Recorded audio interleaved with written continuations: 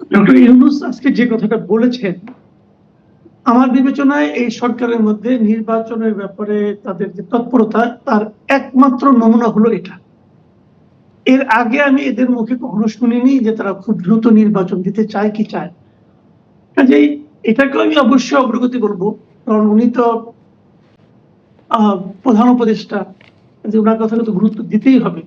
কিন্তু তারপরে যে ওর সঙ্গে যে জিনিসটা উনি যুক্ত করে দিয়েছেন, এটা হলো দেশ সংস্কারের পরে নির্বাচন। এখন এই দেশ সংস্কার বলতে উনি কি বুঝেন, কি মিন করেন, সেটাও কিন্তু একটা বিরাট প্রশ্ন। একটা পর্যায়ে যে হয়তো আপনি মনে করবেন দেশ সংস্কার হয়ে গেছে, আমি মনে করবো হয় নাই। আবার অনেকে বলবেন যে 50 বছরে যে সংস্কার হয় নাই সেটা করতে তো মিনিমাম 5 বছর 10 বছর লাগতেও পারে, সেটাও হতে পারে। কারণ সংস্কারের সংজ্ঞা কিন্তু man to man very good. এখন তারা কতটুকু সংস্কার করতে চান, দেশ সংস্কার বলতে তারা ঠিক কি বোঝান, এই বিষয়গুলো কিন্তু এখনো আমাদের কাছে ক্লিয়ার না।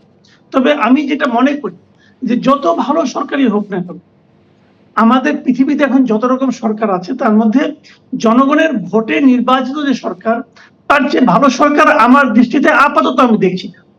কাজেই কত দ্রুত আমাদের নির্বাচিত একটা সরকার আসবে তার জন্য আমরা অধীর আগ্রহ অপেক্ষা করছি। কারণ এখন যে সরকারটা আছে এটা কিন্তু মনে করেন একটা বিশেষ পরিস্থিতিতে যে আন্দোলনটা হয়েছে, শেখ হাসিনাকে তাড়ানো গেছে এবং এই আন্দোলনের যারা নেতৃত্বে ছিলেন তাদের আগ্রহের ভিত্তিতে প্রধান উপদেষ্টা নির্বাচিত হয়েছেন, এবং বাকি যারা উপদেষ্টা হয়েছেন সেগুলিও প্রধান উপদেষ্টার বিশেষ পছন্দের হয়েছেন। কাজে প্রধান উপদেষ্টার সব পছন্দ আমার পছন্দ নাও হতে পারে, দেশের মানুষের পছন্দ নাও হতে পারে। দেশের মানুষ বলতেই পারে যে আমরা এমন একটা মানে সরকার চাই না যে সরকারে এত বেশি এনজিও প্রতিনিধি থাকবে, এত বেশি আইনজীবী থাকবে, এত বেশি চট্টগ্রামের লোক থাকবে, এত বেশি বৃদ্ধ থাকবে। এটা নাও চাইতে পারে।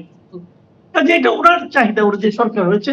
কাজে দেশের সব মানুষের চাহিদা অনুযায়ী সরকারটা যত দ্রুত হবে তত দেশ একটা হাফ ছেড়ে বাঁচবে।